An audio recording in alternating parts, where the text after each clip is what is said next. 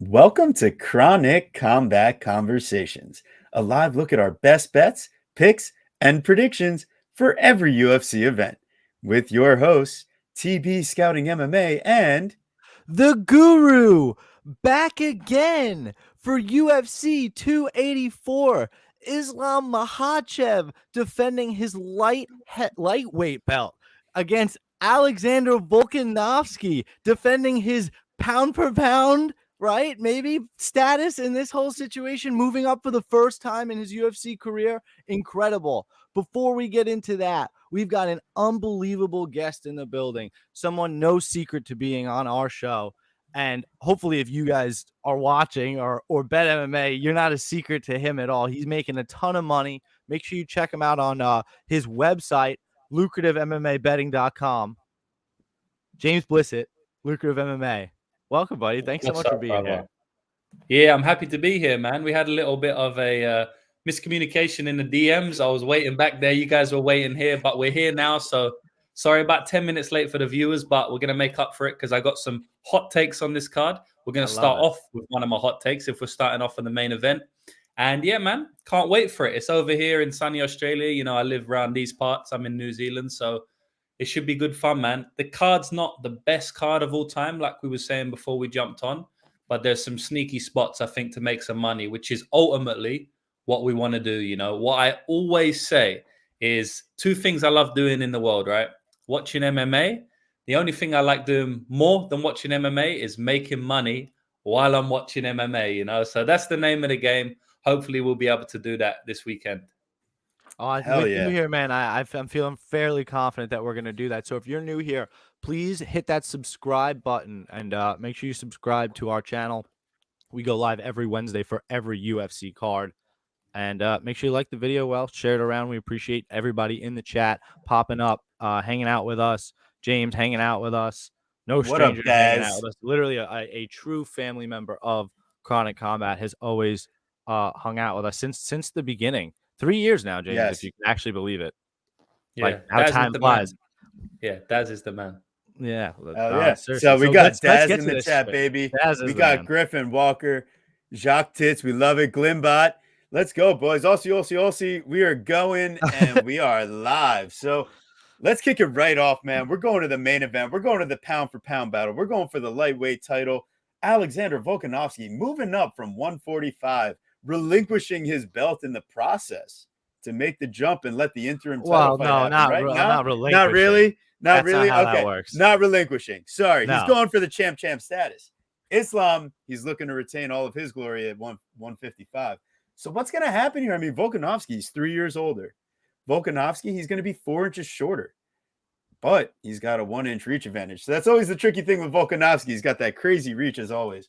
Yeah. But I mean, listen, if this fight were, a kickboxing fight, a fight scheduled to take place on the feet here for 25 minutes, if this were, I don't know. I'm trying to think of all the scenarios, but I just can't. Alexander Volkanovski, let's put it this way. He's my second favorite fighter. And it's so hard not to be biased in my breakdown because I just can't help but being like, oh, he's a fighter.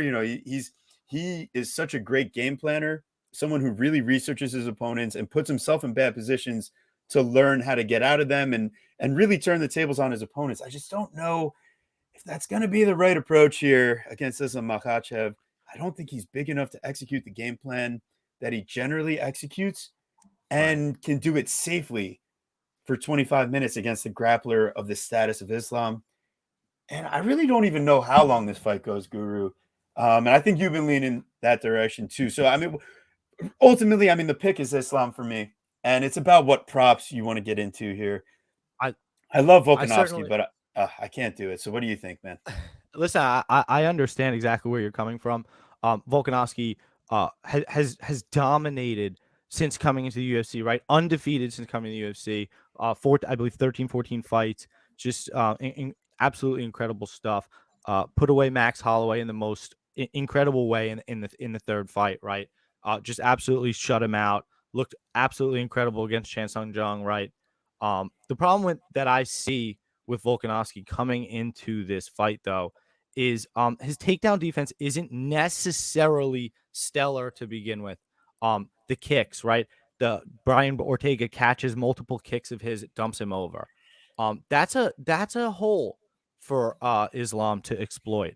I'd also say similarly when I'm watching Volkanovski fight. First off, he loves the boxing. It's his ability to mix in the wrestling with the boxing and be so fluid with it that's made him one of the absolute best in the world. So of course the line is disrespectful at +310. It's just I've seen in the way that he fights, he likes to utilize the clinch, and I just don't think that being able to hang out in the clinch and try to brutalize Islam, I don't think that's going to work here. He doesn't get to bully him here. So I'm truly curious where James is feeling about this, but I do like Islam, and I kind of like him in the distance. Islam's been scheduled for this is now his third 5-round fight, and none of them went the distance. I kind of like Islam in the distance, minus what I believe it was one. So I thought 110 earlier. I'm not sure. Minus 125 FanDuel. So I'm not 1,000%. Did you drop James, the what do you- submission line there, Guru? Oh, I did not try that. I just had finish, but submission is plus 155, which I very much enjoy because I don't think he's gonna ground and pound him. That's what I was having my most interest in as far as props go. It's like Volkanovski loves putting himself in those positions. I don't think this is the guy with the strength and the finishing capabilities that Islam has, that the submission might actually play out. Plus 165 on DraftKings. So there you go. Plus 165. So anyways, as I rudely cut it off, the transition to the man that we all came to see, lucrative MMA. James, what are you thinking here, man? Yeah, this is a great fight. You know, Volkanovski stepping up to become the 155-pound champion. Be one of the only champs in UFC history. You know, I think there's about 4 or 5 of them now. Conor obviously did this once upon a time, 145-pound belt, stepped up to 155. But this is a big difference because not only did Alexander Volkanovski win the belt off one of the best featherweight fighters of all time in Max Holloway, just as Conor did against Jose Aldo, but Conor stepped up against a newly crowned champion with no title defenses, Eddie Alvarez, right? Volkanovski stepping up against Islam Makhachev, newly crowned champion, no title defenses. But the big difference is Makhachev is levels above someone on the caliber of, you know, Eddie Alvarez, right? So I think if Volkanovski wins this fight, he goes down as one of the greatest fighters of all time. His name is chucked into the conversation of one of the greatest fighters of all time, whether you say he is or not. This is a massive, massive fight, right? And I do think there was some credence to Makhachev's comments last week saying they haven't promoted it and stuff like that. But how I see the fight playing out is a number of ways, right? I did a 25-minute breakdown, in-depth technical analysis of this fight on my YouTube channel. So if anybody wants that, they can go and watch that, right? If you want my in-depth thoughts. But there's 3 of us on this panel, so we don't want to keep everyone here forever. I think Makhachev is extremely, extremely strong. We all know that. Once he gets people down, I haven't seen anybody get up from bottom apart from, I believe, Sarukian did it at one point. He just completely smothers his opponents. He's so strong in the clinch. And that is going to be a real worry here for Volkanovski because Volkanovski likes to play on the outside and use his kicks, right? Now, I don't think he's going to want to use his kicks in this fight because as we've seen multiple times, what happens when you throw a kick against a wrestler, a very good wrestler, you get taken down off the kick, right? The wrestler will grab the kick and then you're off balance. You got 1 foot in the air, 1 foot on the ground. You can easily get taken down. It happened to Dan Hooker, right? Dan Hooker threw a leg kick. As he was pulling the leg back, Makhachev grabbed it, took him down. About 60 seconds later, he had Kimura'd him, almost broke his arm, right? Finished the fight. And if we look at that Brian Ortega versus Volkanovski fight, in the 3rd round, Volkanovski throws a kick. Brian Ortega catches it and then strikes Alexander Volkanovski, straight punch down the middle. Volkanovski falls over because he's out of balance, falls straight into the mounted guillotine, almost gets submitted there, right? So there's some similarities between what Makhachev does in general, what he did to Dan Hooker, and what Volkanovski had done to him against Ortega. So it's going to be interesting to see if Volk uses his leg kicks because he really uses them to such a high level. And that is a big part of his game. His footwork, but also his leg kicks, the way he disrupts your rhythm. You know, he uses the leg kicks to just keep disrupting your rhythm. You can't get in a rhythm and you can't build your game. He just builds his game. So now if he doesn't throw the leg kicks, because I believe that he will be focusing more on boxing.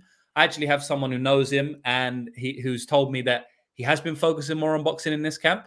But then that presents another challenge because If he tries to box only, he has to get in boxing range, closer, right? So now, if he's closer to Islam Makhachev, that's going to give Makhachev a lot more chance to grab hold of him, get him in that clinch, like we mentioned. Now, if that happens, I see Volkanovski going for a ride. You know, I've seen Volkanovski taken down in a fourth round against Ortega by a body lock trip. And that's what Makhachev loves to do. He loves his trips. He loves his body locks. You know, we'll go for a single every now and then, but he does love his body locks and trips, right? So basically, Volkanovski's got a massive, massive uphill challenge, you know, because it depends how he is going to approach the fight. I do think his game planning is so high level that he will approach it in the correct manner. I also think that his boxing and his striking in general is much higher level. I think his cardio is on a similar level to Islam Makhachev. I think at this line, Volkanovski is the clear money line side. You know, I understand people not wanting to play it because who wants to bet against Islam Makhachev, right? It's a very scary prospect. It's like betting against Khabib. But at the end of the day, I haven't seen enough from Islam Makhachev to know everything about him. I've seen him knocked out in about a minute. I've seen him drop by a jab against Davi Ramos.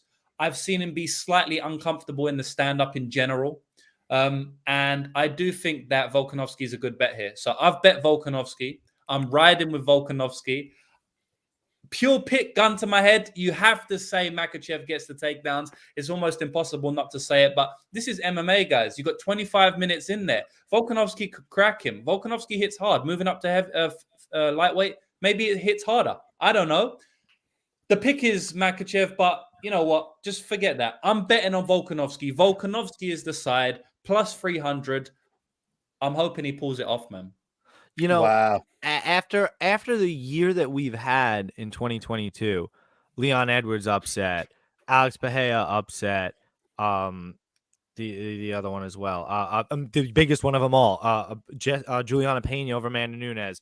After watching these kind of fights, how you're right, and with the quality of fighter you're getting in Alexander Volkanovski, proven commodity, and Islam Makhachev with still. Even with as a champion, still with question marks, still things we're unsure about, which is so different than Volkanovski, who we've seen in good position, bad position, title fights, up the ranks, you know, all these different things. So, yeah, really just an absolutely stellar fight to set up this incredible pay-per-view, cap it off, right? Just absolutely sick. I do think Islam. I would love to see him get the sub though. That's crazy. But Volk would literally, like you said so aproposly, pound for pound, one of the considered top 2, top 3 ever. If he gets it done, he's got to be. Yeah. Right. I mean, listen, you don't have to talk me into a degenerate Alexander Volkanovski play. I'll tell you that. It's definitely going to be out there on my end. But the question is Islam in my degenerate parlay? You know what I mean? Like like I said, I'm extremely biased here. And I just don't think that unless you find the right prop, like we were talking about, that submission prop, I know Islam's going to have Volk in a deep submission threat at some point. It's just, what does Volk do when he gets to those positions? So I think there's a couple ways you can play this fight. Like we said, official pick though, Islam is gonna be the pick, and we'll see where we end up on our official play. So make sure you pay attention to our Bet MMA. Absolutely. All right, so now we have our let's see what happens at 145, the interim featherweight title. We have Yair La Pantera Rodrigues versus Josh. Wait, what is this new nickname he's got? What is it like? He doesn't have one. I don't know. I heard some stuff, man. So he's plus 140. We got Josh Emmett coming out of Team Alpha Male. Is he going to break out his wrestling shoes for this fight? And can his body keep it up for 25 minutes or even 15 minutes? That's if honestly, he does choose to take that that's approach. The other thing I'm honestly concerned about. Does anybody actually trust Josh Emmett to not come into this fight injured? Like, do we trust him to come into this fight healthy? Or he's just the type of guy that UFC's just disrespected time and time again, not giving him the shot. Like, if he had a hip injury or he had some sort of injury, would you be surprised if he's like, you know, I just had to take it because I was afraid they were going to pass me over again? Like, it really wouldn't surprise me, honestly. So makes it really tough for me. Yeah. Well, see, I get that, but there's also the option of which we've seen with Emmett before. He gets hurt mid-fight. He gets hurt beginning of fight. I don't think it's the same type of idea like Shane Burgos, like walk forward, no striking defense and like willing to get in a war. Like Yair is very good off the back foot. Yair is very good athletic kicks to keep guys at range. If Yeah. you have, multi-layered combos and can get inside, Josh Emmett, how many punches are you going to put in front of your big overhand? Are you going to put enough jabs in front to actually be able to close the distance on an athletic guy in a big octagon? I end up feeling like this minus 165 is like, it's the TB quote unquote, gift from the gods line, like that look back, that Ilya Topuria versus Bryce Mitchell. I know me and James were talking about another guy. I forget which guy specifically recently.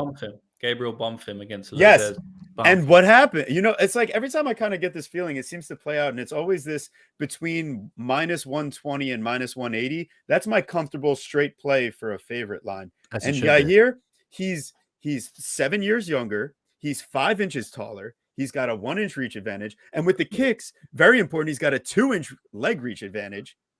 I don't see a way that Josh Emmett wins unless he gets a flash knockout or he gets 15 minutes of top control mixed in with enough damage along the way. I don't see it. I just don't see it. Minus 165. I wouldn't smash. Listen, I wouldn't say you can't see it because I could see a crazy split decision where everybody gets upset again, like the Calvin Kattar fight or something. But I think if there's a finish, I think it's on the Josh Emmett side as well. Similarly, if you like Josh Emmett, playing him by knockout at plus 440 is a little ridiculous. Like that's crazy steep line. Josh Emmett's secretly one of my favorite fighters like that. He's just been one of my consummate favorites for a long time. I felt really, really bad for him when Jeremy Stevens, illegally kicked him in the face and his orbital bone was shattered and he almost didn't fight again. I was waiting a long time to see him fight again, and then the Shane Burgos war, ACL stuff. 37 years old, finally gets his shot at the title here. So I'm again as a fan, I couldn't be more excited.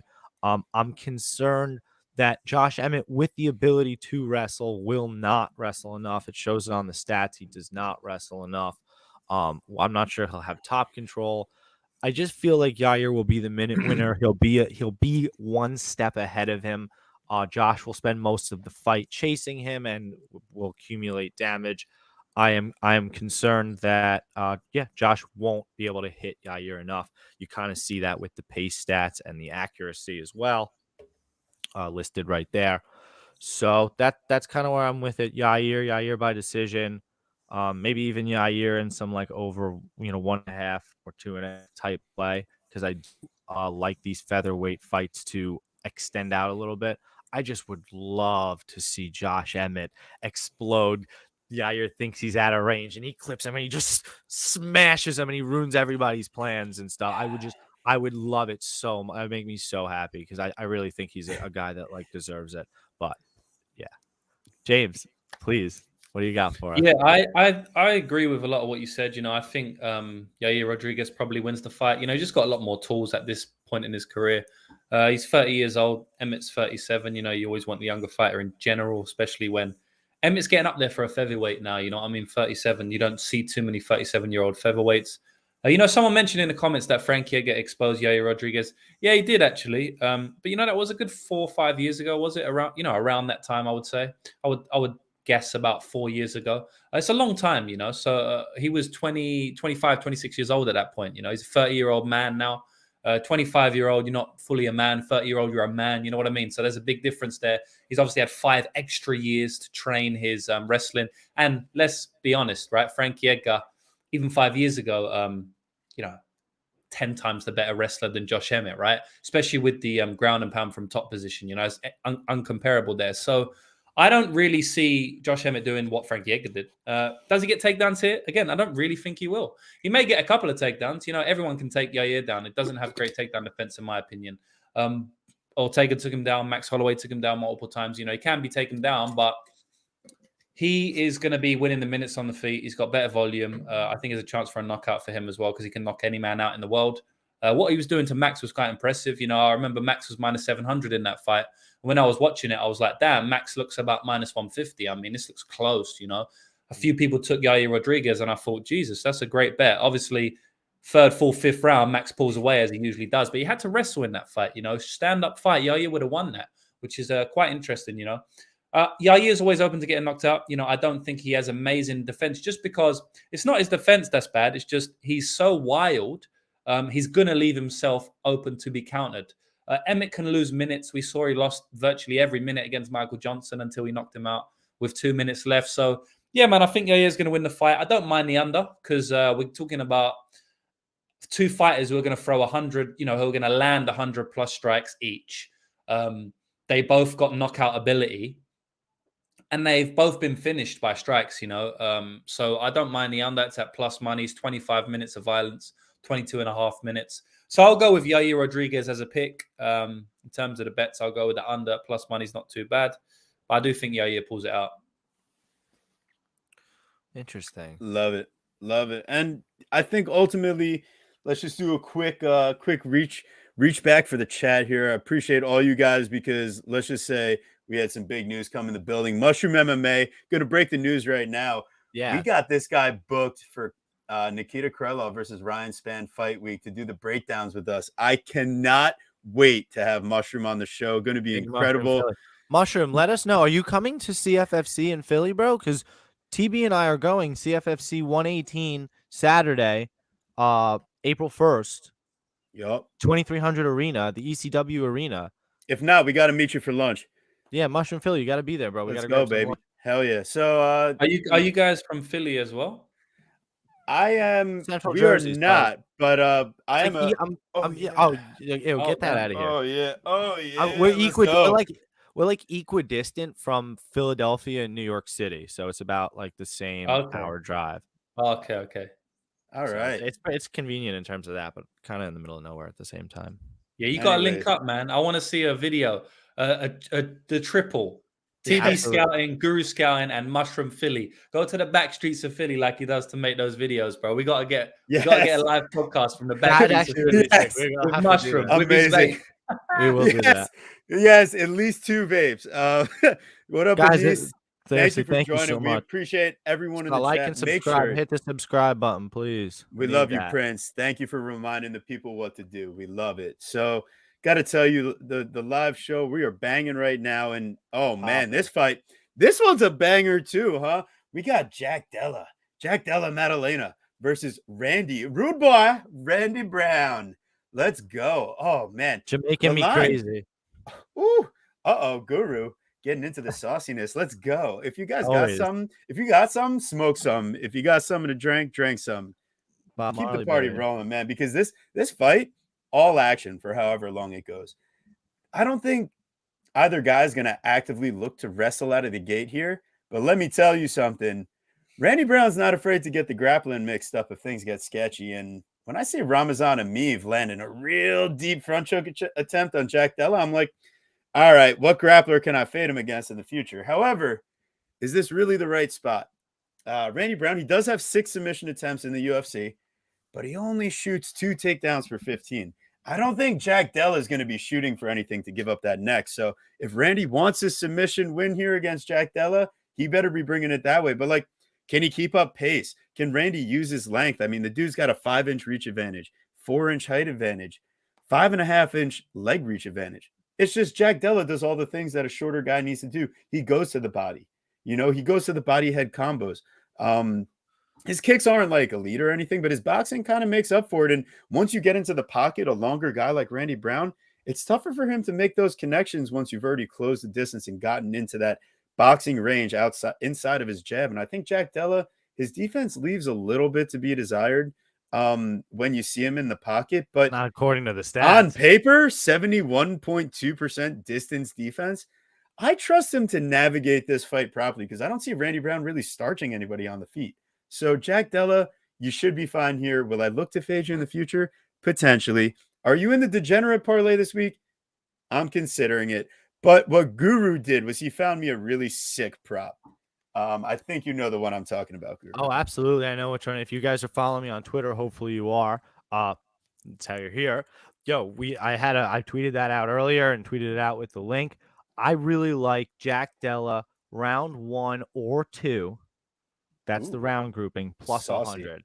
Plus 100. So I turn a minus 320 favorite into a plus 100 favorite, and I take his most probable win method with it.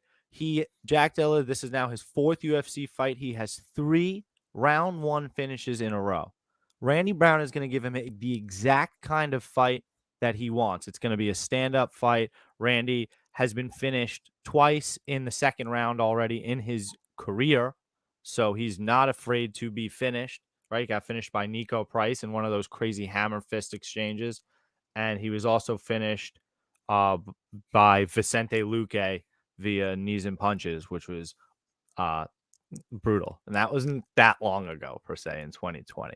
So I think if Vicente Luque, who is way more of a brawler and not nearly as technical as Jack Della, can piece you up, I think Jack Della is going to come in there and piece you up. And by the way, when I say come in there, I mean also the fact that Jack Della is home in Australia and Randy Brown has to commute all the way over here. There to Lucrative. So Lucrative, I'm going to hand it off to you as well. What do you think, bud? Yeah, I agree as well, man. A lot of people are going to be playing Randy Brown, but I don't think you should play Randy Brown. I think Jack Della goes out there and knocks him out. I didn't understand. Did you see all that love this week on Twitter, man? I didn't understand it. Yeah, I mean, you understand it. I understand it because obviously he's a veteran, Randy Brown. He's fought the good guys. You know, he's got good striking. Jack Della is unproven a little bit. Like you said, he's been put in 2 chokes, Lusa and Amiv. So, like, on the surface, you see plus 265 is massive in MMA. Most fighters in general shouldn't be plus 265, you know, but I just think it's such a good spot for Jack to get a knockout here. I wouldn't be laying minus 320 on Jack, though, just because of the things we've touched on, you know, but I can't get behind a bet on Randy Brown just because I think the line's probably fairly accurate. You know what I mean? It looks wide, but like I think it probably is fairly accurate. I think Jack gets a knockout pretty consistently in this fight. I like the under 2.5 rounds in this fight. It's minus 145 up there. Oh. I think that's a good bet because, like you said, he's been put in a couple chokes already, Jack. He brawls, you know, he does brawl. I know he's very technical when he does it, but when he gets into the pocket, he can be clipped. You know, he has been clipped a few times already. Ange Lusa was tagging him a few times. So Randy Brown's always live for that. You know, he's got heavy knees up the middle and stuff like that, very long. But he could also get him in a submission. But I am predicting Jack to knock him out. So the under is quite good here. It's going to be a firefight, man. Most of Jack's fights will go under. And Randy Brown's quite fragile. I don't really think that he's got a great chin. He got dropped by Chaos Williams. He's been finished before. You know, Vicente Luque got finished early. Yeah, I think Jack gets a knockout here. Love it. So what do you? So I guess and you like the under. So maybe you do like my round 1 or 2 plus 100 play. I'd rather just go with the under because obviously it covers the Randy Brown finish, which, you know, pre-fight we never think things can happen, but after the fight you're like, oh, I should have known. You know, like that Kinoshita dude, the Japanese Conor against Fugit, right? I mean, no one was saying he was going to get finished, right?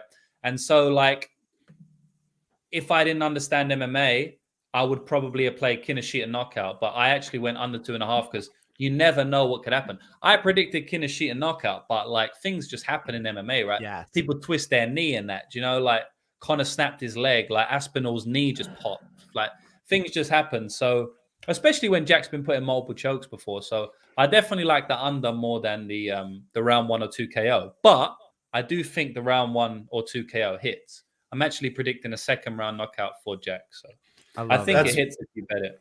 So I think like to Mushroom's point, to James's point, I think if you go with that round 2 Jack knockout, what was that line you sent me earlier, Guru? It was just for the round 2 knockout. Because Randy Brown's been finished multiple times in the second round. Right? Every time in the UFC has been finished as a second. Round 2 knockout. What about Luque? Was that first round or second? That was second. Second. Oh, okay. Yeah. It was towards the end of the round as well, I believe. Like 3 minutes in. Round 1 knockout is plus 500 for Jack Della. What was round 2? Round 2. Round 2. Round 2 was plus 500. Round 1 is plus 215. Yeah, so that's, I mean, like I like if you're looking for, the sprinkle, the grandma's couch cushion, you go with the round 2 in my mind. But I think either Guru's play, the straight under. I like all those ideas. And listen, and guys, I can't state this enough. I really love the way James breaks that down, especially with his play last week. Because again, I had a parlay for some stupid reason with Kinoshita instead of being the really intelligent bettor. And guys, this is why we are not professionals. James is a professional. That's why you go and you pay him at lucrative MMA betting.com and you go pay for his picks.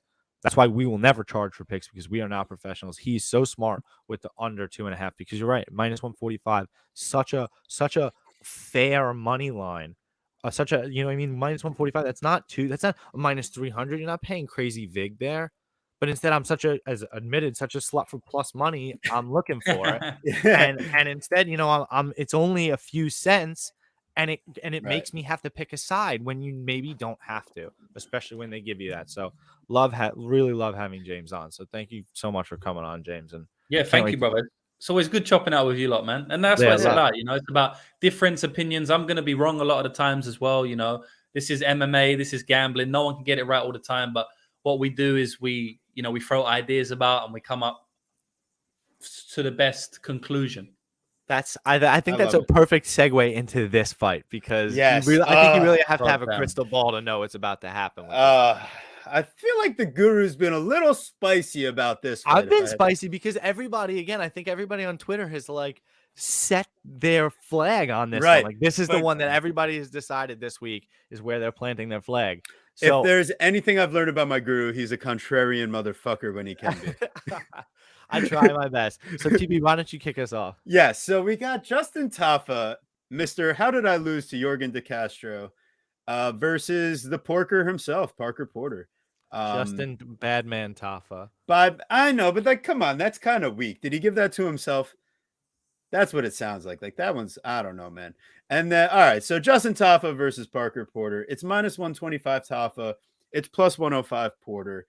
The over 2.5 in a heavyweight fight is at +115. The under 2.5 is at -145. Shades of Marcin Tybura versus Blagoy Ivanov last week, shall we say, as far as, over-unders in heavyweight fights. But ultimately, I think Justin Tafa, if you don't win this fight, you should be handed the pink slip as they raise Parker Porter's hand. You are 8 years younger. You guys match up similarly in the height, reach, everything, but athletically, I think, Tafa, you should have a solid advantage, right? You should. But then I'm watching fucking Justin Tafa tape, and we see Harry Hunsucker have him in 2 super deep Kimuras, and it's and they're like, oh, great submission defense. I'm like, no, all right. I mean, come on, man. But a Kimura is a strength submission, so it's not like he finessed him or he out athleticized him. It was just a position that he got him in, and then Tafa was athletic enough to get out of it. So general MMA inexperience is why you can't trust Justin Tafa at -125. And the reason you can't really trust Parker Porter at +105 is it's Parker Porter against a better athlete. So his takedowns, I mean, he lands him at 25%. Yeah. That it's really not great when you go for 6 takedowns. You're only landing 1.5.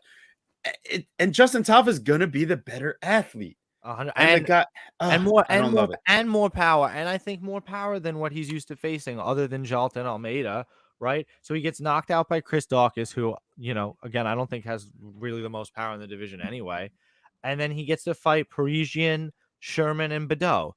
These guys are not known for their striking power. Right. So now you come in with Tafa, who, he maybe isn't the strongest, biggest power puncher. But I mean, did you watch how he knocked out Harry Hunsucker? Sure. No. Listen. No. You wait. Do not use Harry Hunsucker in an argument. Listen. He doesn't have a chin, but he fully blocks that head kick.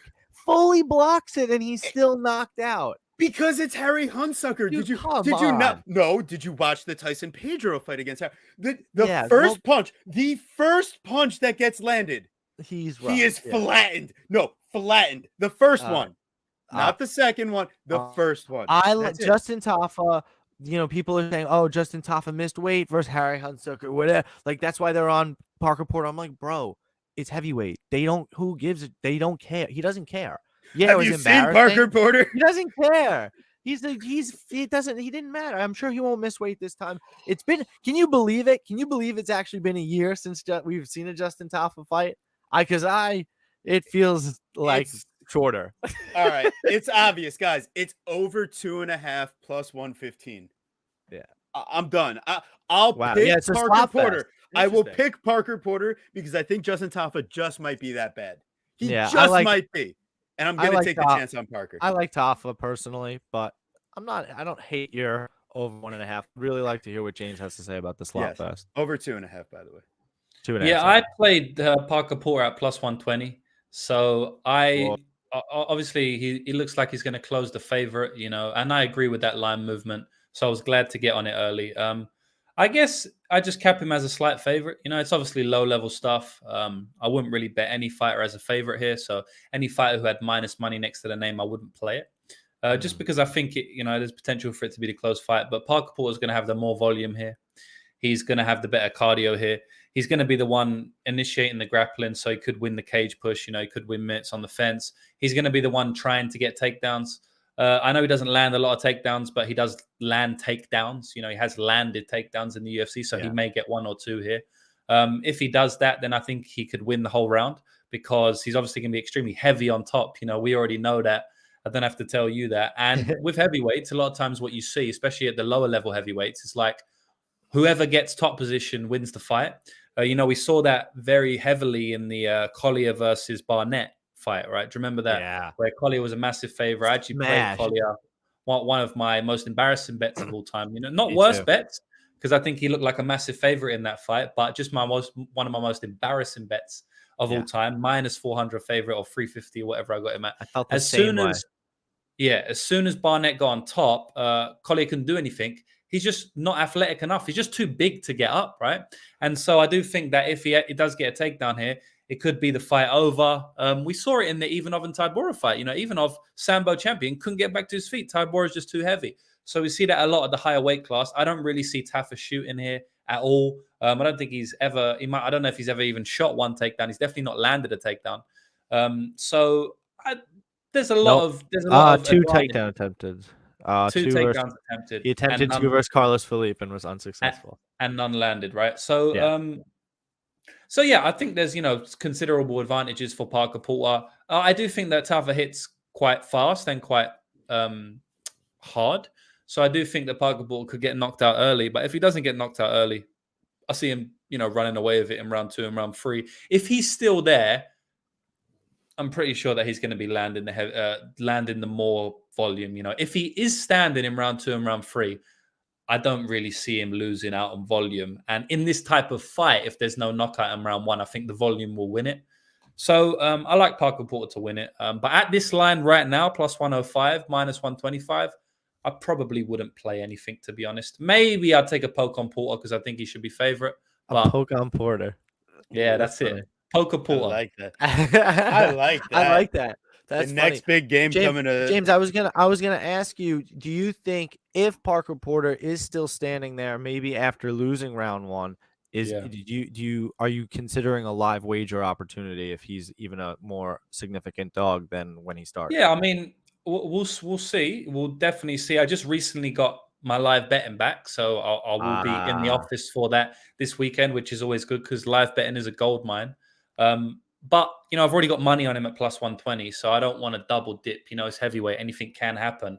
Like I said, if Parker Porter falls over and Justin Tafa gets on top, maybe he could finish. So I think if you don't have a bet on the fight, it's definitely a decent live bet fight. But for me, I'll probably just let the plus 120 ride. To be honest. Awesome, thank you. I appreciate that. So next up, we got a light heavyweight bout here on the main card, right? The return. The return. The return. We got Jimmy the Brute, Crute, versus I like that. Alonzo. That's not his nickname. I like that. He doesn't have a nickname. I know he doesn't have a nickname. I thought it was. No, that's a good one. Wow, TB actually did a solid job this time. Look at that. And then Alonzo, he's got one, right? Yeah. All right, what is it? You don't know? Take a guess. No. Atomic. No. Oh, Atomic Alonzo Menifield. There we go. Look at that. TB did a solid job this time. So we got minus First time 180. first time for everything. we do our best. Minus 180 Jimmy Crute, plus 155 Alonzo.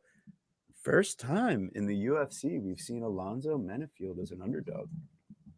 Pretty notable. Really? Jesus Christ. Yeah, I think he's been a sizable favorite, and then against OSP he was like minus 110, minus 115 or so, something like that. Like it was a pretty close to evens fight, which he did end up losing. But I'm pretty sure Alonzo is close as a favorite every time. And yeah, I mean, he hasn't really fought anyone really apart from OSP, right? But light heavyweight is a mess anyway, so it truly is. Surprise me. Oh my god! I mean, he's a favorite again, minus 325 favorite versus Paul Craig. What about Devin Clark? He was a big favorite in that, or like 170 or something. Minus 240 versus Devin Clark. Yep. Minus 310 versus Vincus Moreira. Like, let's remember Alonzo Menifield before like that William Knight performance, which, oh my God, like that is inexcusable, Alonzo. That remains in our memory, and that is why you are the underdog this time, because you're facing someone again that has aggressive forward movement and the wrestling to back it up, you know, where they're not at necessarily an athletic disadvantage. I think Crute, you know, coming back, focusing on rehab, I think he's going to be in like, quote unquote, the best shape of his life. I mean, generally coming off of big knee surgery, the type of rehab you do all around, it puts you in like, you know, that prime physique. So I don't think Crute is necessarily going to be outmatched physically. And you got to remember that the guys that he lost to, I mean, Jamal Hill, I mean, say no more. And Anthony Smith, that mofo was like 10 seconds away from having his calf come back to life. And he took down Anthony Smith with one leg at the end of round one. He's a savage. I really want to see how that fight would have played out if Crute was able to get, you know, some feeling back in that peroneal nerve. So anyways, those are the two losses we've seen for Jimmy, right? This is Misha. No, it was Misha also. He lost to Misha. That was bad. This is my gift from the bookies line of the week. I like Jimmy Crute. Jimmy Crute. Ooh. Listen, if I understand, I actually kind of like your stat, and it does scare me a little bit about Alonzo Menifield finally being a dog here. But if, like you're saying, if Jimmy Crute really is in the right shape, I mean, he should smash Alonzo, because Alonzo's a little fraudulent. But otherwise, he's just dude. He hasn't beat anybody. He hasn't beat anybody. The aging, you hate Misha Serkinov. He's terrible. The Askar Morozov fight is ridiculous. That shouldn't even count as a win. Losing to William Knight's terrible. The ghost of Ed Herman, our boy, but not very good Fabio Charant. And didn't have a great UFC run. OSP, you know, losing to OSP, not great. Losing to Devin Clark, not a great look. I love Devin Clark. Got that win last week for me, so shout out him. You know, tough stuff. Not hasn't really done much. And 35 years old, so we've seen the best of him. If there's anything I've learned, it's don't trust Jimmy Crute at minus money. That's fair. And I'm gonna take a chance on Alonzo. I get it, but I just think, you know what, Fortis MMA all of a sudden isn't going to come in with a good game plan and like good cornering during the fight. What, Jimmy Crute's going to finish Alonzo early? No, actually, I have more questions at this point about, you know. I do have questions about him, but I mean, Crute to finish him early is like, I mean, I like it. I don't know. I'll put it this way, is like, if I'm willing to take a dog shot on Alonzo. If this line was flipped, I'd be willing to take a dog shot on Crute. That's fair too. I agree. I think it's much closer to a 50-50 type of idea, because if Crute doesn't land his takedowns, shit's going to get ugly real fast as far as his striking game. Because without the threat of the takedown, what good is it? Oh, and Alonzo has 91% takedown defense. And he loves studying college wrestling and like, my brother's home, so the dog's going crazy. So anyways, go ahead, boys. My pick is Menifield. What do you got, James? I actually got Crute here. I just really don't like Alonzo Menifield in general. Woo! I don't think he's that good if he's going up against a real fighter. I still think Jimmy Crute has decent upside in the light heavyweight division in the future. You know, he's only 26 years old. Usually we don't get fighters that young at light heavyweight. I think Crute's good, man. Crute he drops the ball sometimes, like he did against Misha Serkinov. You know, that was a really bad look, because he basically finished Misha Serkinov, then somehow got submitted there. Then obviously Jamal Hill just got knocked out early, and then Anthony Smith was a bit of a fluke, So I don't know, man. I like Crute. I actually played Crute earlier, but at a worse line at like 210, right? And now it's 180, and I'm like, Jesus, I never really missed a line like that, So this is one of the times I made a mistake. And if it carries on, I'm going to have to add to Crute, because if I bet it at 210, I'm going to have to bet it at like 150 or whatever. So we'll see, man. I just think Alonso has one round of gas in him. Yeah. Whereas I think Crute can go all day. I think Alonso Menifield is round one or bust in this fight. So anytime I can fade a round one or bust fighter, I usually will do it. So yeah, I got Jimmy Crute. I kind of like. fair. I mean, it kind of shaves it a little bit. Maybe it's too. Nah, it's too much vig still. I kind of like the fight doesn't start round 3, but that's still minus 270, which is way, I think, too steep. I think Crute wins by decision. I don't know that he Wow, necessarily no finishes way. Alonso. I don't know, No man. chance. I think, dude, he's home in Australia and has so much to prove after a year off. I think he's going to smash this dude. And if he doesn't smash him in round 1, he absolutely smashes him in round 2 because Crute, what's awesome about Crute is that he's not somebody that just needs the knockout. He will get the sub. So if it goes to the ground and he, for any reason, yeah, like even after a knockdown, he could get the submission. So I think he gets him out of there. So I like the fight not going the distance, or I just don't. What do you think about that under 1.5? Is it cutting it too close, James? Yeah, it's just tough because like you said, Menifield decent takedown defense, and I don't think he's a fish out of water on the mat. So if Crute does get takedowns, which I expect him to do because I'm picking Crute, wrestling, it could go over. I think the under 1.5 is just more predicated on Alonso Menifield. Both of them have for me, it's just I don't really have finish potentials. 80% total finishing in their career, both of them, which is so. I don't have a super strong read on like the 1.5. Fair enough. So I'm just going to leave it. I do think that under 2.5 is good, because I think Crute will melt him eventually. But 1.5, I think the bookies are sharp with that line. Agreed. I like Thank it. you, James. I appreciate that. Hey guys, you know what to do. Please, it helps out so much. It really does. And subscribe. All right, so next fight, we got Tyson Pedro versus Modestas Bukauskas. I am pretty excited for this. Bukauskas getting the call back after being earned it, worked his ass off to get here. Oh yeah. He had 2 big fights in Cage Warriors, winning back their light heavyweight title, and did so in impressive fashion. 4th round knockout, showing a little bit improved striking defense, circling a little bit better, and actually putting his hands up a little bit better. I'd say, from his Jimmy Crute fight where he just kind of was like, here, smash, hit me with the jab and knock me out on the feet, Mr. Jimmy Crute. That's really not a great look. So ultimately, I mean, Tyson Pedro, round 1 knockout is really like the most probable outcome, or he could even find a submission here. I wouldn't put it past him. Pedro does have a solid grappling game. If the fight goes that direction, I just think Bukauskas is such a dedicated striker that we'll ultimately see. He might have a chance plus 200, but I would rather live bet after round 1 because we've just never seen Pedro win a fight that's left round 1. So what is Tyson Pedro round 1? So Tyson Pedro round 1 knockout. Unfortunately, I did not have it already. Plus 420. Uh-oh, that's a sign from the goats. That's a sign from somebody. All right, so that's my official pick. Yeah. But what about round 1 only? Because like you said, he could get a sub. What do you mean? Like you said round 1 round 1 only. Yeah. Sorry. Yeah, I think there might be I got that. 250.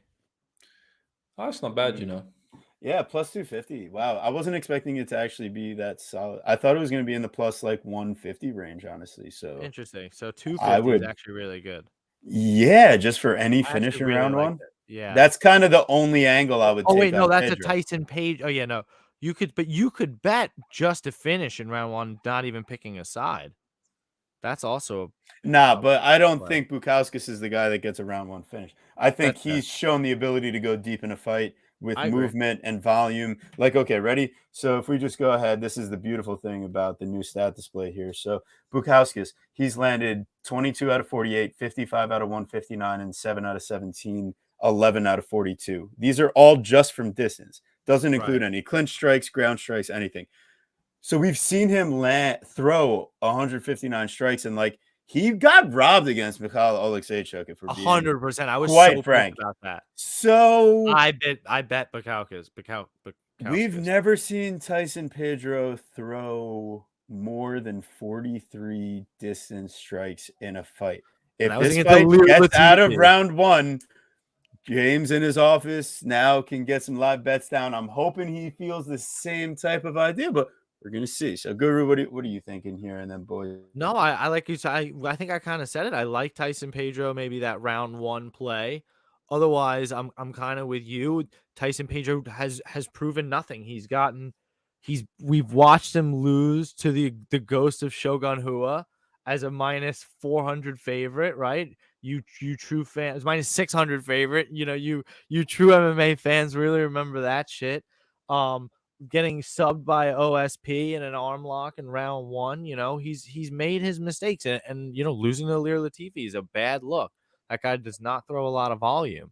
So if he doesn't put you away in round one, we've seen that he hasn't been able to do much of anything. That's literally that's all of his wins. Every single one of his wins is a round one finish. He does not have a single professional win that is not a round one finish. It is insane that the bookies are letting us touch that simple round one. That's insane.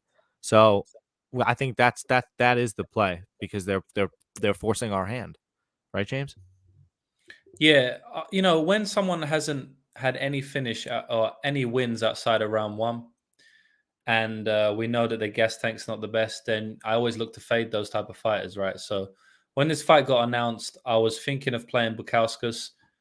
I'm still not sure if I'm going to do it. I don't think I can actually get there myself, but I might. You know, I haven't decided yet.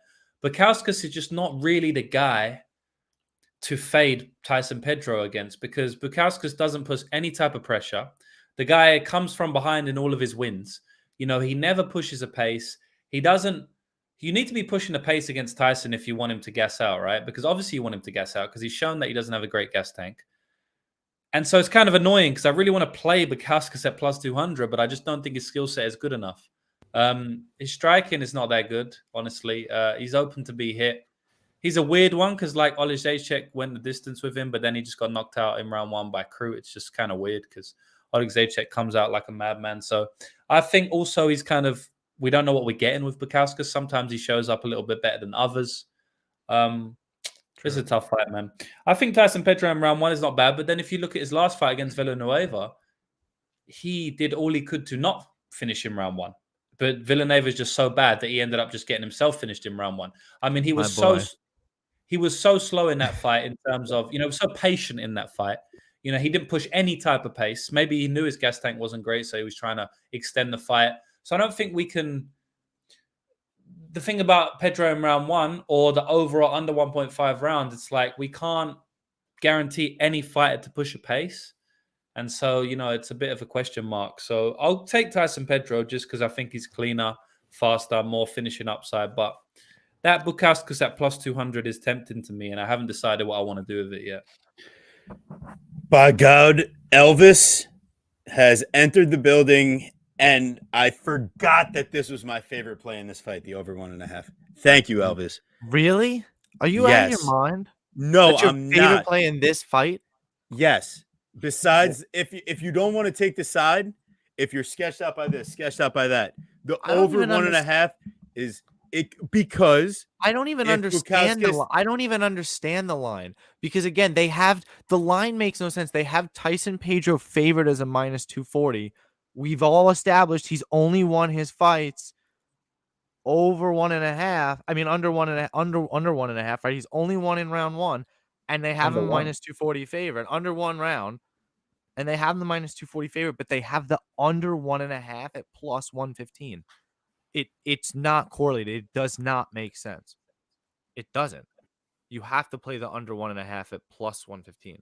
Yeah, I think, it doesn't make sense. I think I'm just guessing, but I think what they're probably doing is looking at the stylistics, knowing that Bukauskas doesn't push any pace, knowing that he likes to kind of just come from behind, pitter-patter, and then knowing that maybe Tyson Pedro, he looked a lot different in his last fight. He looked a lot more patient. So maybe the books are super sharp these days, and they've actually looked at the stylistics and how they fight rather than just like stats, which a lot of the algorithm is based off.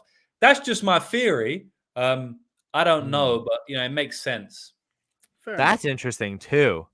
But that's also just a guess. But that also right. plays more back into, and it plays more back into your original point of that we can't trust either of these guys to push a pace because realistically, we still haven't seen enough of them. It's his return back to the UFC, and Tyson Pedro's a guy that's battled a million injuries. He's had like 2 separate careers now.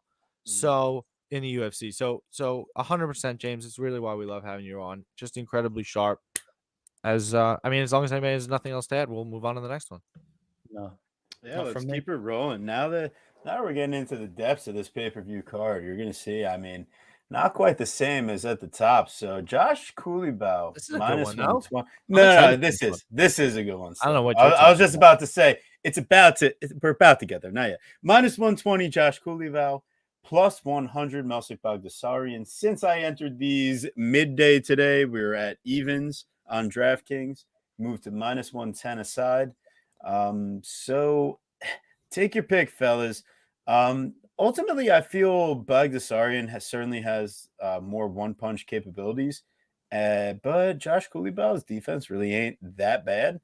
And if he slides to the underdog here, I'm super curious. I'm not touching Melsik. I just think he doesn't throw enough volume for me. Even though he could get out on the front foot and throw heavy, he doesn't land with the highest accuracy for like a guy that I like with power. I feel like he was billed as this great finisher, and then he just kind of like doesn't put it all together on the big stage. It's the style of his striking. Melsik has the karate background where he's just got this very low hands and he really likes to point fight. It's just kind of the way he is. Whereas Culibao is like still kind of a little bit like he's like just a long, lanky striker, and he's got like the really quick, sharp boxing, like wants to kind of slip in there. And he's very Culibao, which is I've seen very interesting from him, and you see it in his stats. He's very efficient with his striking, right? He lands 40 of 95 versus Sungwoo Choi. And Sungwoo Choi goes 39 of 147. The dude's just swinging wild at him. But Culibao is way more efficient. 51 of 101 versus Nerdenbeck. When Nerdenbeck goes 12 of 53. Like, he's just very, very efficient with his punches. And that's something I really did notice. But the problem is, and it's the same problem that Mel says, they're both kind of, the pace numbers kind of lie there. They're kind of low output fighters. They are. And what's interesting about them, and I tweeted about this earlier, is that especially Melsik, who, at least coming into the UFC, had power. He faced our guy, Dennis Bazukia, on the Dana White Contender Series. Hasn't honestly lived up to his contract since, right? Didn't fight all of last year, pulled out of 2 fights. We finally back here. And again, so between both these guys, I tweeted this earlier, sorry, but 5 of their last 6 fights have gone the distance. So I like this fight to go the distance at minus 150 or even the over 2.5 at minus 175. And I was even thinking, I think that, again, they had this line even money. I think the fight is very close to even, if not, fairly 50-50 anyway. Why not bet the fight to be a split decision at plus 500 as well? Yeah. Because I think the fight's going the distance as well. So I think a little grandma's couch cushion play on a plus 500 prop there is very interesting, because I really do think it goes the distance as well. I think it's a 15-minute kickboxing fight. So, as you've seen on our integrated stats there, neither guy has really looked to, takedowns. I guess Culibao has a little bit, but hasn't been super efficient with it at all. Yeah. I think this is a good fight. Obviously, I like both guys. I've cashed a lot on Josh Culibao in general. Took him as a plus 200 against Sung Woo Choi last time out, so he won me a good hard fought decision there. Dropped him a few times. I kind of favor Josh Culibao slightly in this fight. I think Culibao I meant to can. say that too. Yeah, I agree with you. I meant to say that I favored Culibao as well. Sorry. Yeah, I agree with you. I think he can implement some wrestling. I know he's not got many takedowns in the UFC, but he will try. He will go to it. I think he's the better wrestler and better BJJ player of the two. Not necessarily going to be able to get it down there, but I do think that if anybody is, it will be him. I also think that, clinch and stuff like that will probably be initiated by him.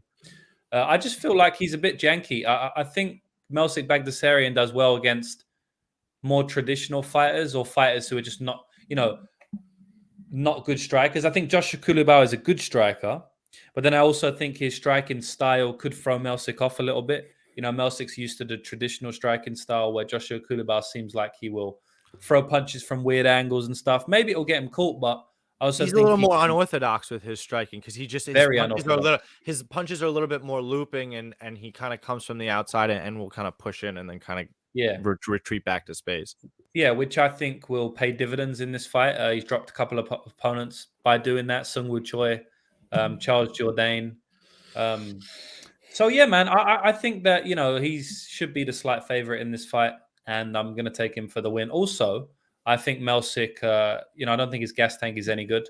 Joshua Culibao hasn't got the best gas tank of all time, but I have seen Melsik gas in basically every single fight, and I do think Josh pushes a good pace. So for all of those reasons, I do think Josh should be a slight favorite here.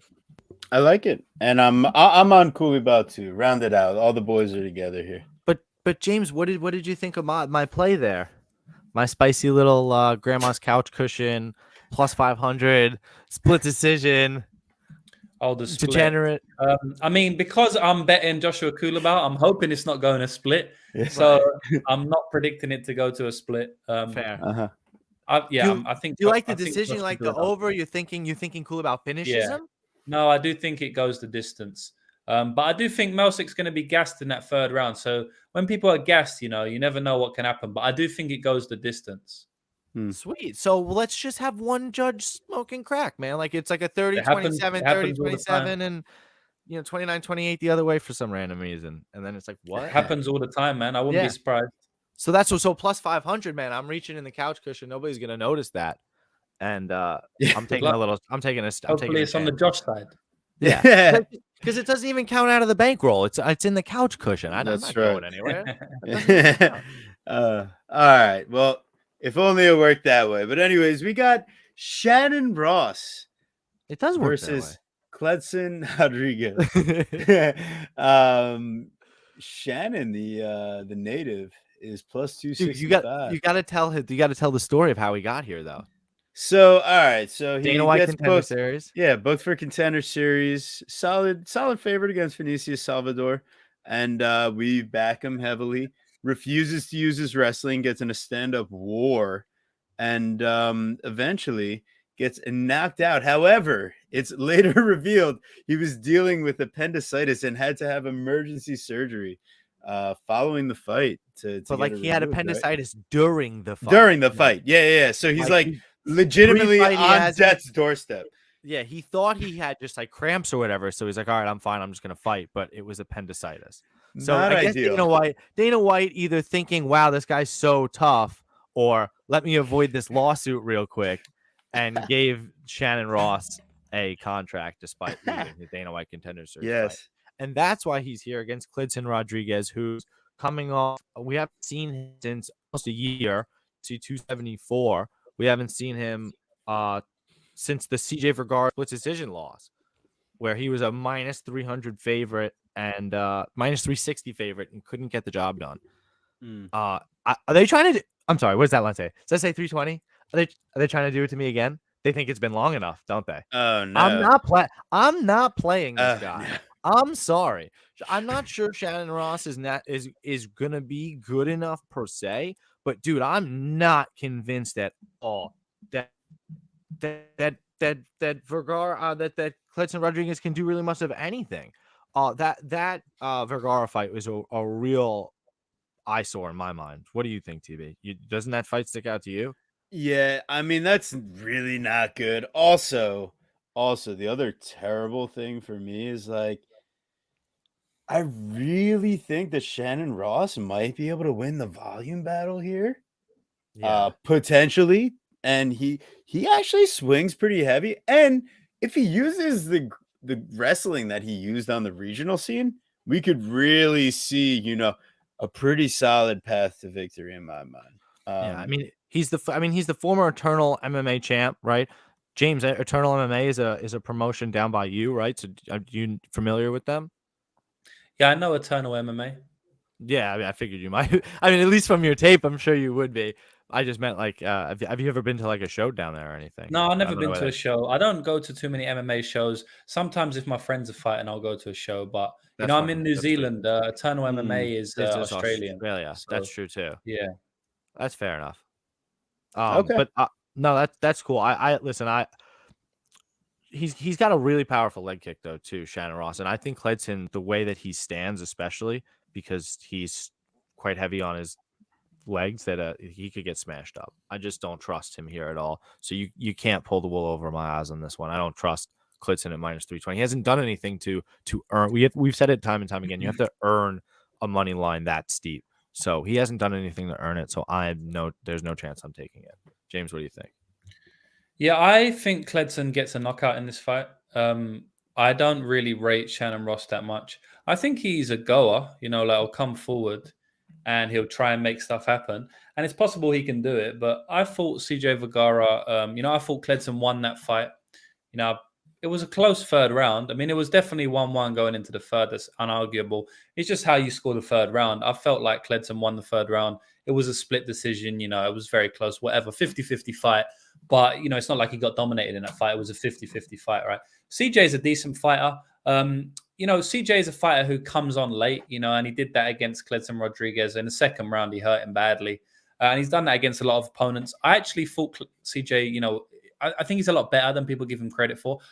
Certainly that I give him credit for, because I played Ode Osborne against him. I thought he was terrible because he had that fight on the regional scene where I think he lost the split or something. I can't remember who it was, or he got knocked out in the third, or he knocked him out in the third. But it was like an absolute back and forth war with that guy who's a bum. From that fight, I was like, oh, this guy's bad. But he's got really good pace and pressure, and he's got a good chin. So that will win you a lot of fights in MMA, That was also Cledson Rodrigues' debut. So I do give him a little bit of a pass for that fight.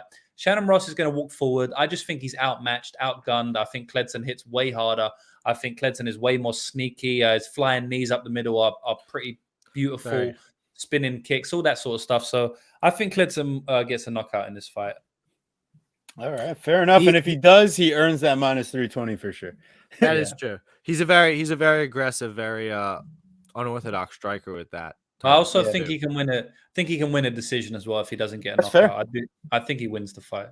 Yeah, I don't feel as confident in either side, and the official pick ends up being Cledson probably, but I just can't find an argument to put him in the degenerate parlay. And yeah, exactly. I'm gonna keep it that way.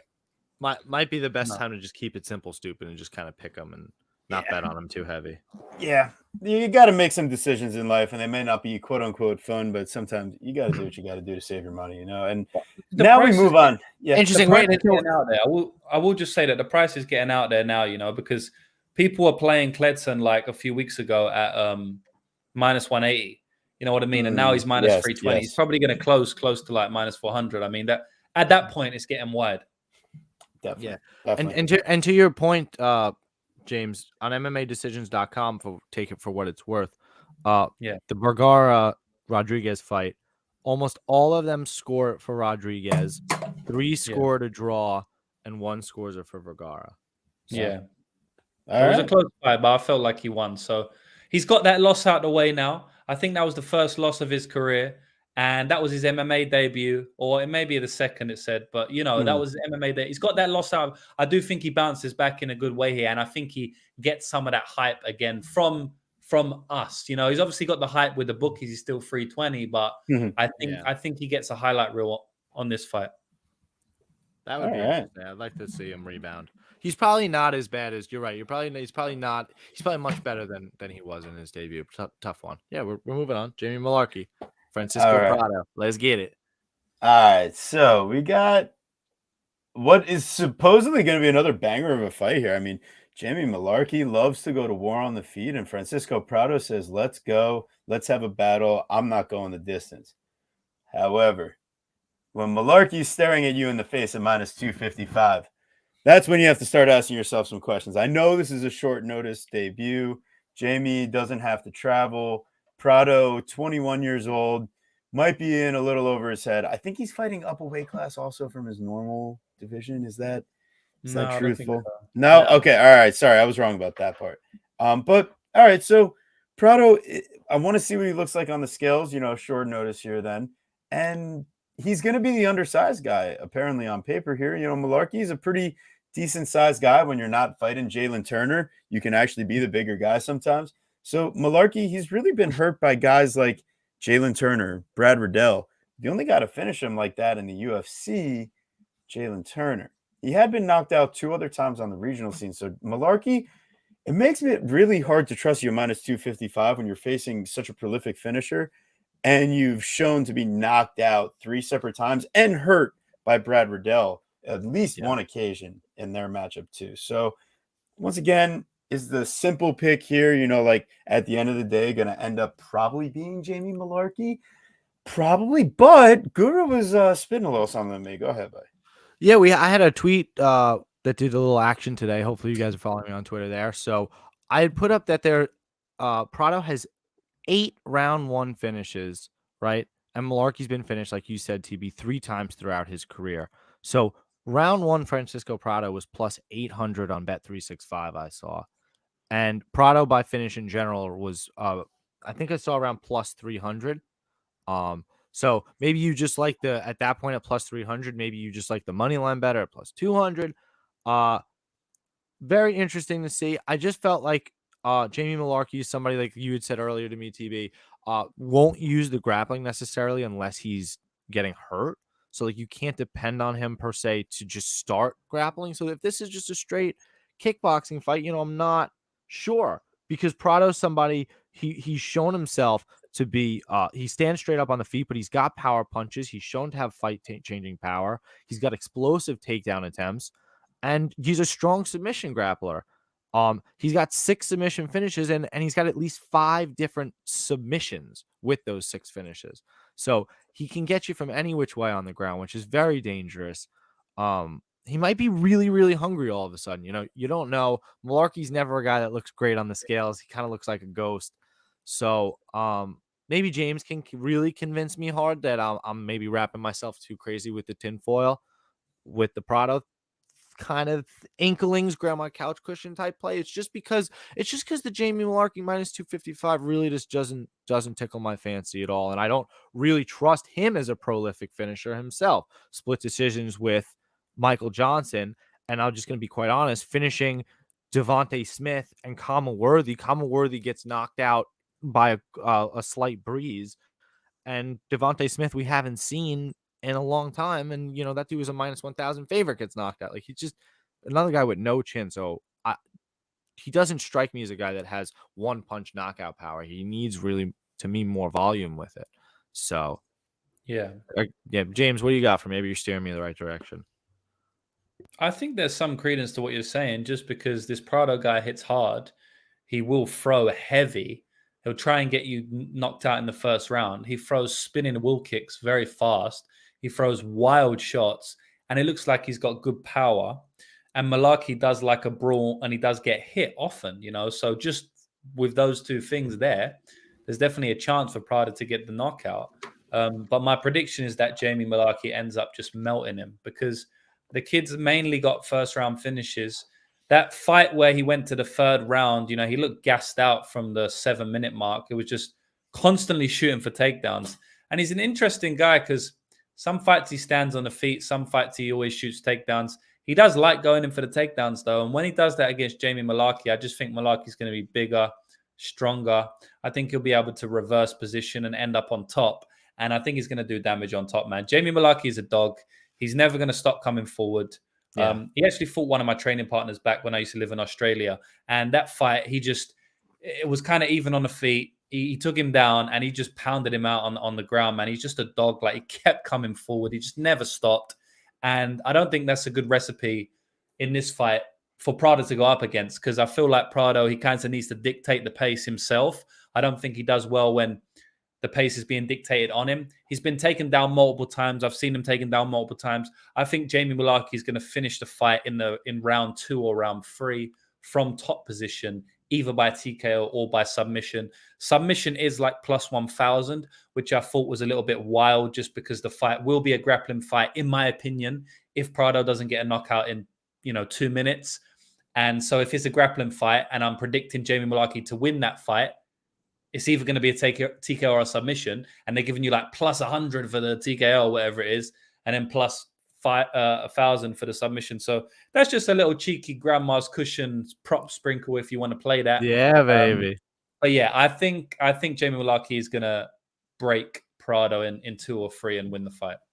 That was kind of like my whole tweet that I had out there. And shout out to the guy in the comments that literally said that. I literally said, "Call me crazy." That's the tweet. I said, "Call me crazy," but this fight reminds me of RoboCop versus Hulk from a couple weeks ago, because it's exactly that. It's the undefeated debutant that's round 1 finish or bust versus a guy that's a heavy favorite that's gonna give this guy the exact fight he needs to win. Jamie Mullarkey's gonna give him the brawl he needs to win. He's gonna give him that chance. The big difference is that Jamie Mullarkey may brawl for like a minute, but then he's going to go straight in for the takedowns. Whereas, but then he could put himself in a position, maybe he gets submitted.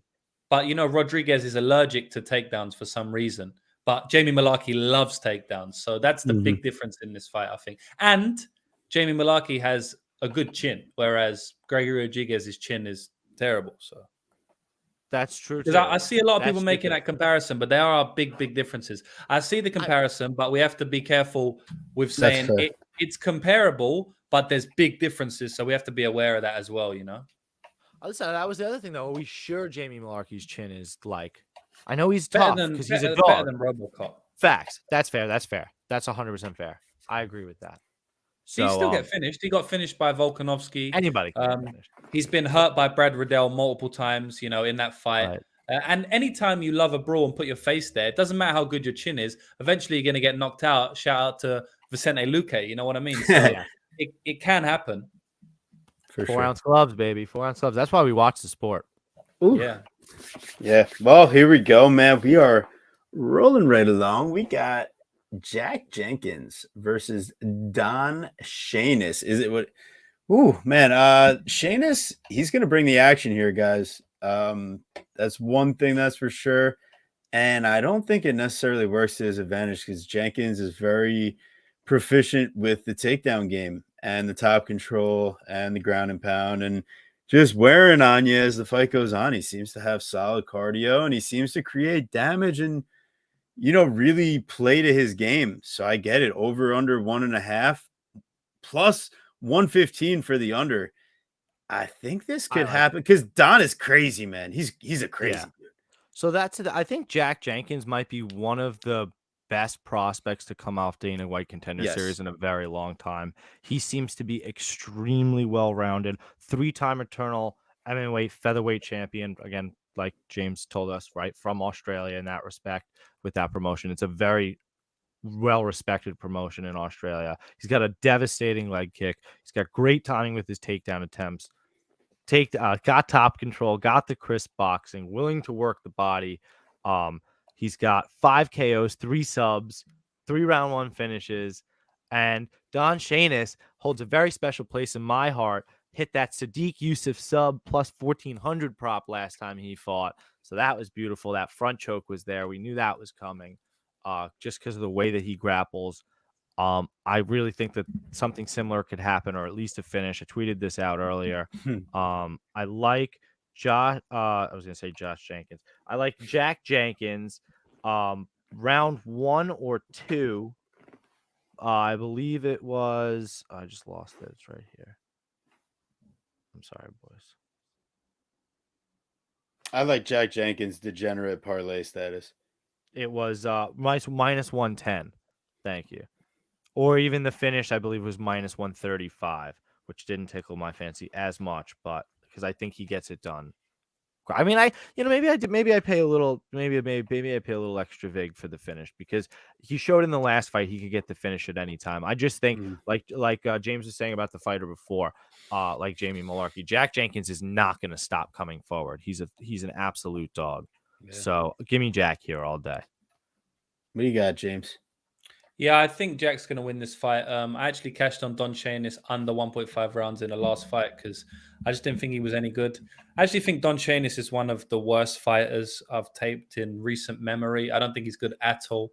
A few people, I guess people like his style because he's entertaining or something. You know, a lot of people are saying that he's quite good or something, you know, especially against Sadiq Youssef. People are saying that he's actually got some good stuff. I don't see it at all. I think I don't think he's UFC level, nowhere near. I think Jack Jenkins wins this fight, and I guess he probably wins it by finish, second round or something. What are you talking about, man? That Don Chanis isn't good. Did you hear what Sadiq Youssef said about him, man? He's still recovering from the beating Don Chanis to this day. Maybe I've been watching the wrong Don Chanis on tape or something. Dude, Sadiq Youssef breakdowns were absolutely Hall of Fame. They're funny. Unbelievable stuff. It's funny what's happened to Sadiq now. He was on the MMA Hour with Ariel recently. Yeah. And that went viral in a clip. And like he's got some notoriety just from those videos now. So it's good to see. Because no one really cared about him before, you know, but he seems to be a little bit more cared for now. Personable, super personable, so funny. Yeah. It was literally hysterical. If you don't know these girls, you don't deserve my breakdown, and just like kept moving. Yeah. Jimmy Crute, it's Black History Month. Do the right thing. Like he was just like zinger after zinger after zinger. It was amazing. My God. It was so great. Yes, Mushroom. I did say degenerate parlay. And we're on to our second leg. So we got Loma Lookboonmee versus Elise Reed. It's minus 265 Loma, plus 225 Elise Reed. All right, listen, every Loma fight, it's going to be the same story. She gives up a little height, gives up a little reach, makes up for it with plenty of thickness. She's going to get in there. She's going to clinch. She's going to look for like some trips, like goes for like a couple takedowns a fight, going to land a couple. Now, if she's facing an elite wrestler grappler, like, you know, so, or at least a high level wrestler grappler in relation, you know, Lupi Godinez, all right, you're going to give up 5 of 12 takedowns and give up, you know, a round and a half of control. However, she still lands a takedown of her own and gets like a half a round of control in her own right. Same thing like Denise Gomez, you know, she's able to land 4 out of 5 takedowns. It's the submission attempts and the sweeps that make her give up control in these spots. Angela Hill, just way too big of a step, way too fast for a young fighter like Loma. But overall, I mean, you just see consistently in all but one fight in her career, Loma lands takedowns. And 2 times she's landed 4 takedowns in a fight. Loma Lookboonmee. Mind you, one of those fights was against Sam Hughes. Oh, wait, what was that? Sam Hughes went 4 out of 7 on takedowns against Elise Reed. But Loma Lookboonmee went 4 out of 8 on takedowns against Sam Hughes. Yeah. So that's the way I'm going to put it is Elise Reed does not have a get-up game. Loma could actually find herself in a position to finish this fight with elbows from top. And if not, it doesn't even matter. Minus 265 Loma and minus 345 Jack Jenkins. It's like right on the cusp of plus money. I don't know if I'll be able to convince Guru to do it, but I need 5 units on that. Jeez Louise. 5 units? Loma I need it. And Jack Jenkins. I think you might be. Need it. It's a degenerate parlay. Yeah, and it's a heavy one though. Listen, you know what did I say? Degenerate parlay. Yeah, did I say you it? Might be right. Yes, I did. But you know what it is about Loma? She's thinks the round is over with 30 seconds left in the round. She's like has like grade A, grade 1, grade 0 level jiu-jitsu. We don't know what she was doing on the ground in her last fight versus Gomes. That Denise Gomes, that was crazy. Some of the suspect things she was doing on the ground. really questionable stuff. But like you're saying, the problem is Elise Reed is not the fighter that's going to push the pace enough in terms of the grappling aspect of that, get that going. And then I don't think that she's athletic enough on the feet to tag up Loma. So I think Loma's going to clinch her and just beat her up. And you're probably right. And we probably have to do something silly with her. Lucrative, what do you think? Yeah, I think the same, man. I think Loma's a deserved favorite here. Elise Reed, you know, she gets grappled in every fight. I think Loma was probably going to get some clinch takedowns here. You know, she does a lot of sweeps. Maybe she's not smart enough to jump in the guard and just win clock time because she's a Muay Thai fighter. Sometimes she just likes to sweep her opponent and walk off, you know, like they do in Muay Thai. But she's getting better at MMA. She's putting some muscle on. She's always training out there in Thailand. So I think she's going to win this fight. She's the much cleaner striker. I think she has good upside in the division. I don't think Elise Reed is that good. It may be close at times just because Elise Reed stays on the outside and darts in, but I don't think she's going to be able to do it without getting caught for 15 minutes. So Loma's a deserved big favorite, and I think she wins the fight.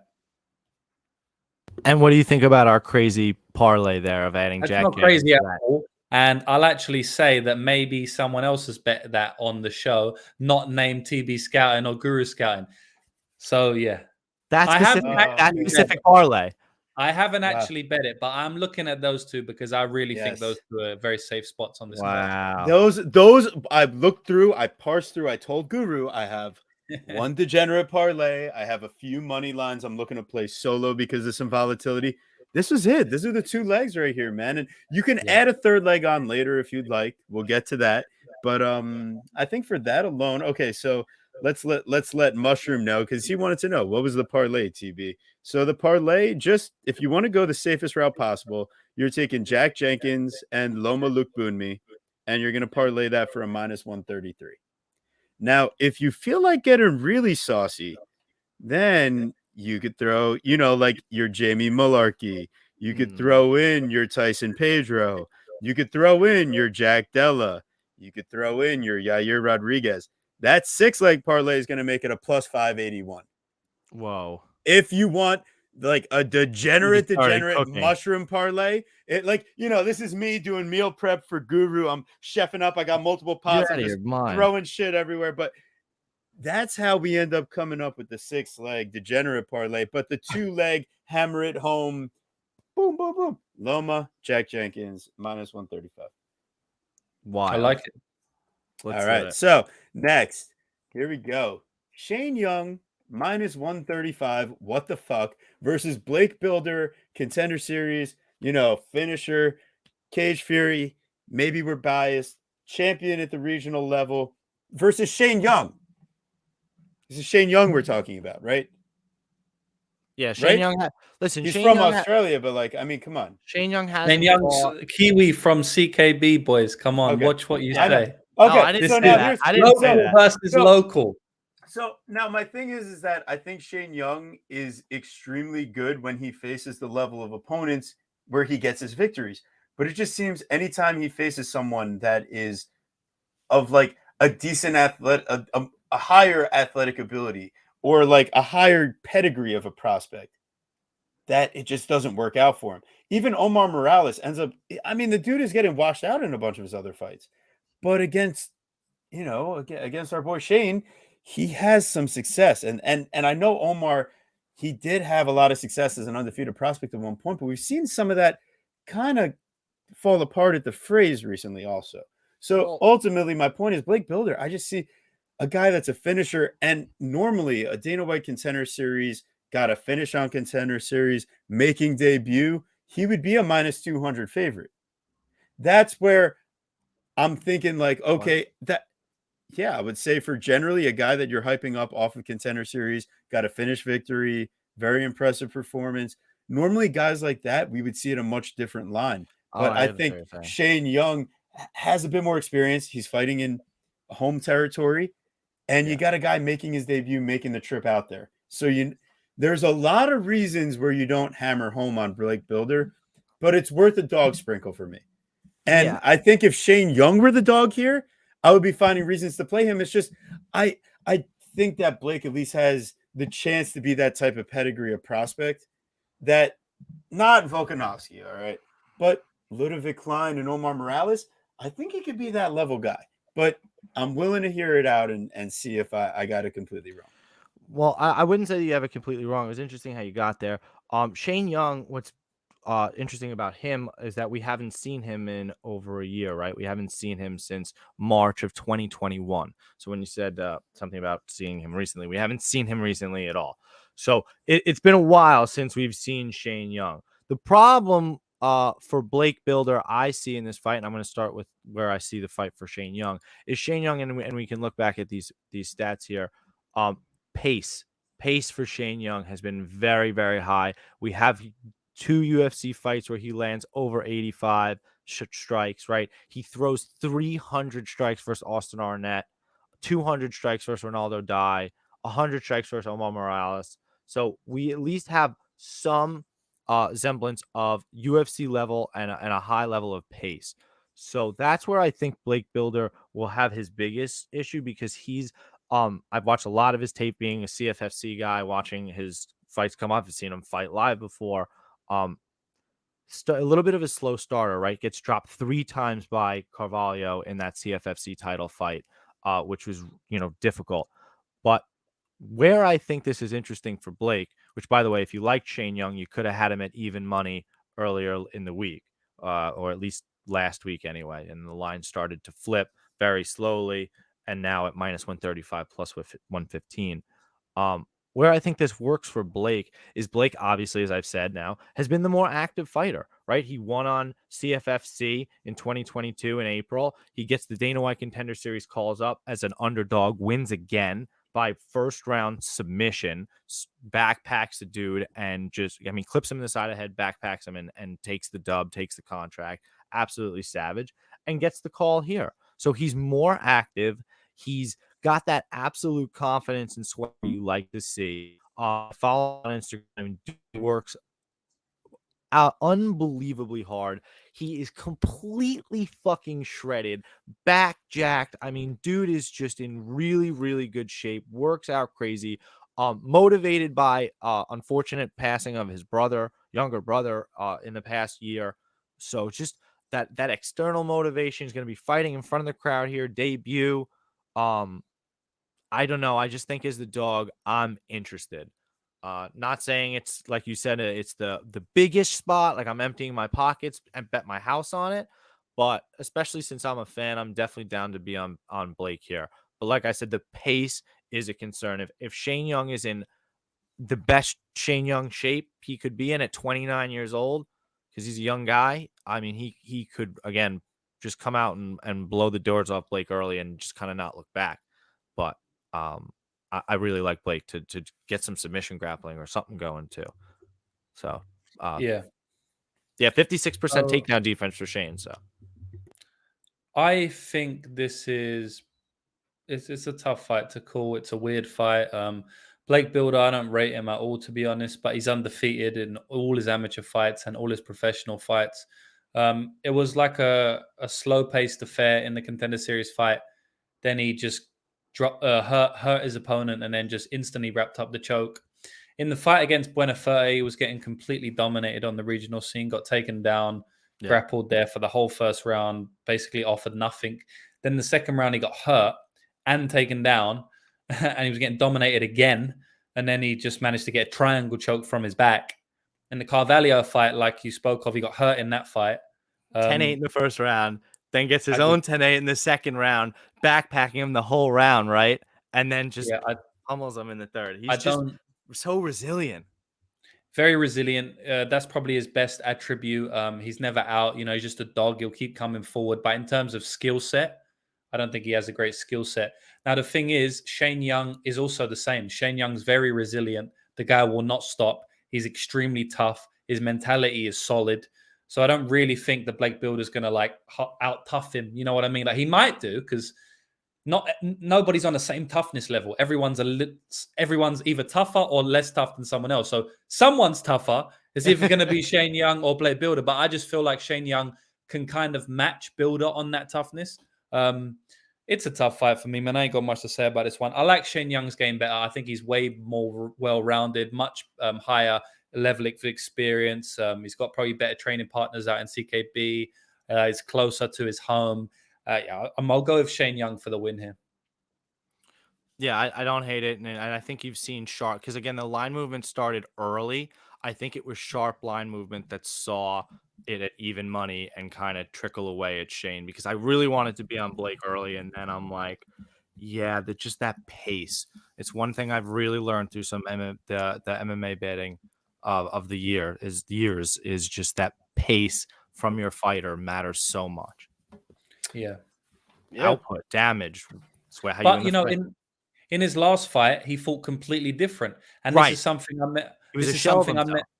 Yeah, this is something I mentioned about a fighter before, Tyson Pedro against Villanueva. He fought completely different. So sometimes fighters just change up mid-career, man. You don't know why. So coming off those type of fights, I don't like to get involved. Coming off the Omar Morales fight, that was a long time ago now. Over 2 years ago, I think, but or not over 2 years ago, but about a year and a half. Coming off that fight, what are we going to get in this fight? Because he just fought scared. After the Ludovic Klein fight, it looked like he didn't want to get knocked out, and he kind of just avoided the fight, right? So, or he just clinched a lot. So, what are we going to get from Shane Young? It's tough, man. So, a year and 11 months. A year and 11 months. Yeah. Okay. Yeah. So a long time. So I would stay away from that fight, personally. But Makes I'll sense. take Shane Young. A little degenerate action, because we're not as responsible as you, man. Listen, some of us run gambling services where people get their pitchforks if you even miss one. You didn't have a perfect card, yeah. And then some of us, go to grandma's couch cushions and pawn TV sets and do other things. You can do both, bro. You can do both. I have multiple bankrolls, and some bankrolls I use for degenerate stuff, long shot prop stuff, fighter to win via submission in round 2, plus $1 million. I like that type of stuff as well. It keeps it interesting. Right. For sure. All right. Awesome. So here we go, guys. We made it. And I think this one, at least on my end, is going to be pretty short and sweet. We got Zubaira Tukhugov versus Elvis Brenner. Minus 540. Tukhugov has already slid to minus 600 by the end of today. Minus 490 last week, as we added Tukhugov as the fourth leg of our parlay. We had Tatsuro Taira, Rinya Nakamura, and our fourth leg, in addition to Zubaira Tukhugov, was Duho Choi. Superboy, who's a super disappointment. The super disappointing headbutt decision by the referee to deduct a point after no prior foul, anything near the end of the know fight. that a headbutt is illegal? It's still alive, right? The parlay. Yeah, it's still alive. We need to cook off. So that's cook off. The problem. So, anyways, this is the problem. Well, this is the problem. We would have been 5 units to win, like maybe 6 or something. 6 and a half. Plus 144. Plus 144. That's tasty. That's not too bad. Now it's 5 to win 2.5 or something like that. So we're either gonna be up 2.5 to start the night, thank God, or we're gonna be down 5 units to start the night for no freaking reason. And really, it's another guy that hasn't fought since he's had 3 canceled fights. He hasn't fought since October of 2021. He's supposed to fight Landwehr, Lucas Almeida, and then Joel Alvarez. Alvarez pulls out of this card. So he's getting Elvis Brenner, a guy that they pull off of the regional scene, doesn't even have to do the whole Dana White Contender Series thing. And I don't even know why. Short notice replacement. Yeah, but he's not even, but it's crazy. It's like, I guess he's not even from Australia. Like he's not someone in the else. area. Someone else from his team is fighting on this card. Someone else is from Shoot the Box. There you go. So that's why he's just able to make the he trip. was already in the gym. He was already probably planning to be in the corner and make the trip anyways. He hasn't fought in a year anyway. Yeah, but whatever. He's fuck it, man. I'll be there. I'll take a first round finish. His last wins are against a guy 3-1, 7-5, 6-0, 11-7. He just hasn't fought any competition that you can put, tangibly say is any good. Well, so he's the type of. It's clear. It's clear. Flag is planted. Yeah. No, I agree. So what do you got, James? Anything on him? Elvis is. I think Zubaira is going to win this fight. Obviously, Elvis doesn't look good. He tries to get the fight to the ground. He looks kind of terrible on the feet. He's been dropped multiple times. He's also almost been submitted. I've seen that on the regional scene as well. They almost got knocked out and submitted in the same fight. So I think Zubaira is going to probably finish in this fight. Zubaira does hit hard. He's been fighting a massive level of competition. a lot of times when these fighters take big step downs, they end up getting a finish. So I like the under 2.5 rounds here at plus 110. I like that quite a lot, actually. Yeah, I think Zubaira gets a knockout. Yeah, baby. We love that. So I'd love him to do it nice and quick so we don't have to sweat out that silly little parlay we got cooking there from last week. So that really wraps it up though, doesn't it? It does. James, It you're does. savage, bro. Thanks so much for joining us once Good again. fun, mate. Always that was a good fun. time. Always Yeah, good and fun. you got another show to go hop on soon, don't you? Yeah, about an hour. I'm going to do the show with Couch Warrior, Addicted to Combat, a few of those boys over there. So should be fun. Everyone tune in for that one. I haven't done it before. So I was just about to ask you, have you done it with them before? Because Mike, we met in person. We met at the PFL event. Oh, really? Mike's a really nice guy. Mike. When, last week? No. That's okay. actually funny. Last week. It was in August. Yeah. That guy works so hard, man. He unbelievable. Popped up out of single nowhere and card. works so hard. Yeah. And sharp. He's a smart guy. So you'll like him, James. He's a sharp guy. He's a smart guy. He's a nice guy. Addicted to Combat, somebody that's follow on Twitter, follows him on IG. Like, he's a nice guy. I don't really know him, but I think somebody we're gonna have to reach out to at some point. Definitely. I agree. I appreciate all you guys, James especially. Thank you, Chad, also, and for everybody making some time out of their day to join the folks over at Chronic Combat, and the family. And thank you, everybody. Mushroom, Daz, Prince, everybody in the chat. We got so many regulars that keep on coming back in, and that's what keeps the community going. So, James, if you got any final words before Guru does our final sign off, go ahead and take it away, man.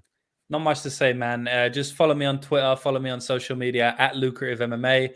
I'm doing podcasts, breakdowns every single week. I do a lot of information. I put a lot of information out there about gambling theory, not only about who's going to win this fight, So I like to switch it up in the MMA space and teach about gambling as opposed to just teaching about the MMA side of things.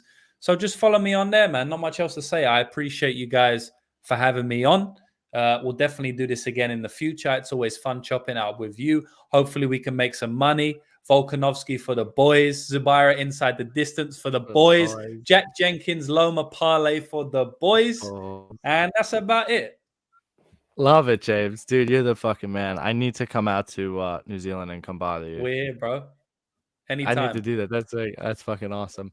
And dude, anytime you're in New York City, man, come with the boys, baby. Go Birds. No, we don't want that. Be out there, man. I want to go to America. I've never been to America, so I've got a lot of friends over there, a lot of people I know. So I want to go over there soon, man. So maybe this year or next year, and we'll definitely link up.